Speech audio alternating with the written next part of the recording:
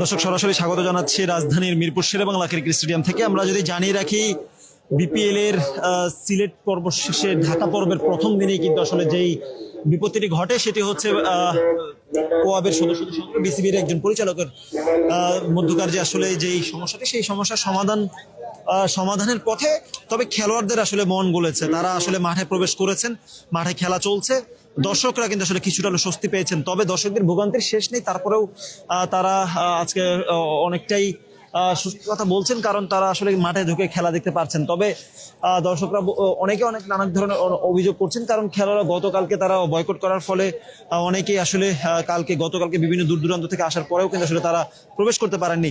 আমরা এখানে কয়েকজনের সাথে কথা বলবো। কোথা থেকে এসেছেন? ভাই তো নোয়াখালীতে, ঢাকাতে থাকি, চাকরি বাকরি করি। আসছি খেলা দেখার লাগে, কালকে টিকিট দিয়ে খেলা দেখাবো বলছে, এখন আজকে বলতেছে নাকি আজকে কি বলতেছে আবার নতুন করে টিকিট কেটে ঢুকতে হবে। হ্যাঁ, গতকালকে টিকিট দেওয়া হচ্ছে না? না ভাই, গতকালকে টিকিট দিয়ে ঢুকতে দিচ্ছে না। এরা আগে জানাই না, আমরা এখানে আসছি তারপরে আমাদেরকে জানানো হয়েছে। আছে ওইটা আছে, কিন্তু ওইটা দিয়ে ঢুকতে দিচ্ছে না। নতুন করে 16 তারিখের তার টিকিট কাটতে হবে। এখন আমাদের যে বলতেছে টাকাটা ব্যাক দিবে, কখন দিব, কি আসবে, ওইটা কিছু জানাই না। যদি এরা যদি এখন নগদে যদি আমাদেরকে টিকিট ব্যাক দেয়, টাকাটা ব্যাক দেয়, তাহলে আমরা নতুন করে টিকিট কাটতে পারি।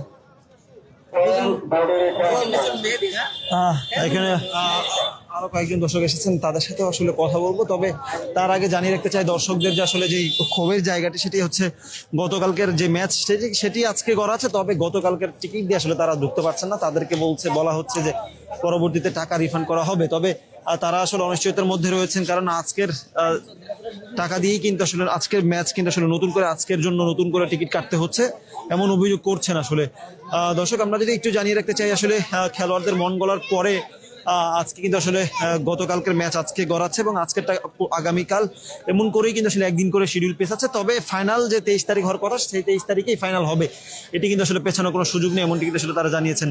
আমরা যদি আরেকটা বিষয় জানিয়ে রাখি, আসলে এখানে বেশ কয়েক স্তরের নিরাপত্তার মধ্য দিয়ে কিন্তু আসলে দর্শকদের প্রবেশ করতে হচ্ছে। তারা তাদের যেই অনলাইনে কাটা টিকিট সেটি প্রিন্ট করে এনে তারা স্ক্যানের মাধ্যমেই কিন্তু আসলে তারা প্রবেশ করছেন। এখানে আমরা একজনের সাথে কথা বলি। কোথা থেকে এসেছেন? সেই আসছি পাবনা থেকে, পাবনা জেলা থেকে। কবে আসেন? কালকে? না, আজকে আসছি খুব ভোরে রওনা দিছি, প্রায় 5টার দিকে ফজরের নামাজ পড়ার পরে রওনা দিছি। আসলে এই যে খেলোয়াড়দের আসলে মন গলেছে, যদি না মন গলতো তাহলে কি করতেন? খেলোয়াড়রা আসলে যে কাজটা করেছিল এটা আসলে মানে যুক্তিসম্মত কাজ না। আসলে আমাদের নাজমুল ভাই যে কথাটা বলছিল, আসলে এটা কথার যুক্তি, এই কথাটার যুক্তি আছে অবশ্যই, বিধায় তিনি বলছে, তিনি আমাদের সিনিয়র ব্যক্তি অবশ্যই।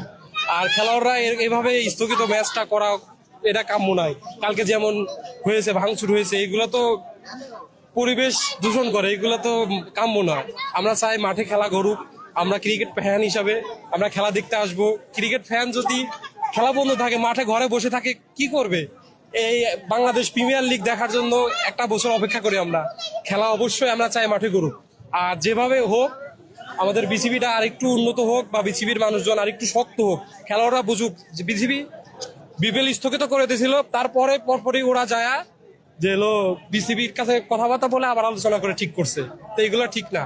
আমরা প্লেয়ারের কাছে বলবি, ভাই আপনারা সিনিয়র মানুষ, আপনারা যেভাবে করার দরকার আপনারা সেরকম ভাবে করবেন, যাতে ভালোভাবে ভবিষ্যতে আমাদের ক্রিকেটটা অভিভাবক আসলে অভিভাবক হিসাবে যদি, হ্যাঁ, তাদের একটা ভুল আছে যে এরকম ভাবে একটা কথা বলা উচিত হয় নাই, এরা নিজেরাও শিখাতো, এরকম ভাবে কথা বলা উচিত হয় নাই আসলে। তারপরেও এখন বুঝে শুনে এরকম তাদের আন্ডারে তারা খেলে, তাদের নিয়ে আর্নিং করে, এরকম ভাবে তারপর গাইড লাগে যায়। ভাই আজকে কি রাজশাহী জিতবে? ভাই অবশ্যই জিতার জন্য আসছি, অবশ্যই। কার খেলা দেখতে আসছেন? আমরা মূলত রাজশাহীর খেলা দেখার জন্য আসছি। শুক্রবার টিকিট কাটছিলাম রাজশাহীর জন্য, তবে এখন ভাগ্যক্রমে সুন্দর ম্যাচটা পাবো ইনশাল্লাহ। তো ইনশাল্লাহ উইন হবে এবং ফাইনালও কাপ নেবো রাজশাহী। কেমন লাগছে? ইনশাআল্লাহ ভালো লাগছে।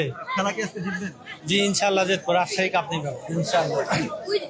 ঠিক আছে দর্শক, আমরা এখানে বেশ কয়েকজনের সাথে কথা বলছিলাম, তারা আসলে নানান অনুযোগ রয়েছে, প্লেয়ারদের প্রতিও তাদের নানান অভিযোগ রয়েছে, একই সাথে বিসিবি পরিচালকদের কথা আসলে অনেকে সমর্থন করছেন।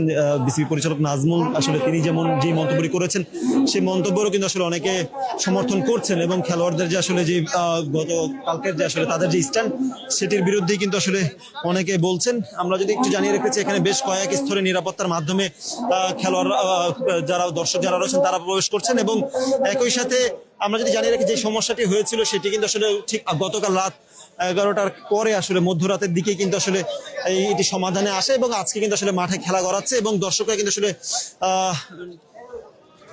শান্ত মনে আসলে তারা আসতে পারছেন। তবে গতকালকে যেসব দর্শক ছিলেন তারা কিন্তু আসলে অনেকটা বলা যায় যে আসলে ভোগান্তির মধ্যেই পড়েছিলেন, কারণ অনেকে অনেক দূর দূরান্ত থেকে এসেছিলেন। আমরা অনেকের সাথে কথা বলেছি, তারা বলেছিলেন যে যেহেতু আগে থেকে জানানো হয়নি যার ফলে কিন্তু আসলে তারা বিভিন্ন ঢাকার বাইরে থেকে দূর দূরান্ত থেকে এসেছেন। আমরা যদি জানিয়ে রাখি মাঠে কিন্তু আসলে খেলা করাচ্ছে, খেলোয়াড়দেরও মন গলেছে, তারা মাঠে এসেছেন, মাঠে টস হয়েছে, মাঠে নেমে পড়েছেন খেলোয়াড়রা, আর দর্শকরা কিন্তু আসলে প্রবেশ করছেন। আজকে শুক্রবার হওয়াতে মাঠ আসলে ভরা থাকবে এমনটাই প্রত্যাশা করছেন অনেকে। তবে আসলে দেখার অপেক্ষা আসলে আজকের ম্যাচগুলো কেমন হয় এবং খেলোয়াড়দের যে আসলে স্ট্যান্ড সেটি নিয়ে আসলে অনেকে অনেক নানা প্রশ্ন করছেন। দর্শক আমরা সরাসরি দেখানোর চেষ্টা করছিলাম রাজধানীর মিরপুর শেরেবাংলা ক্রিকেট স্টেডিয়াম থেকে সর্বশেষ পরিস্থিতি। আমাদের সাথে কে কোথা থেকে যুক্ত হয়েছেন সেটি কমেন্ট বক্সে জানান, এবং খেলোয়াড়দের এবং বিসিবির মধ্যকার যে সমস্যা সেটি নিয়ে আসলে আপনাদের কোনো মতামত থাকলে সেটিও কমেন্ট বক্সে জানাতে পারেন। দর্শক বিদায় নিচ্ছি, পরবর্তী আবার আপডেট নিয়ে আপনাদের যুক্ত হবো। সে পর্যন্ত সাথেই থাকুন, সুস্থ থাকুন।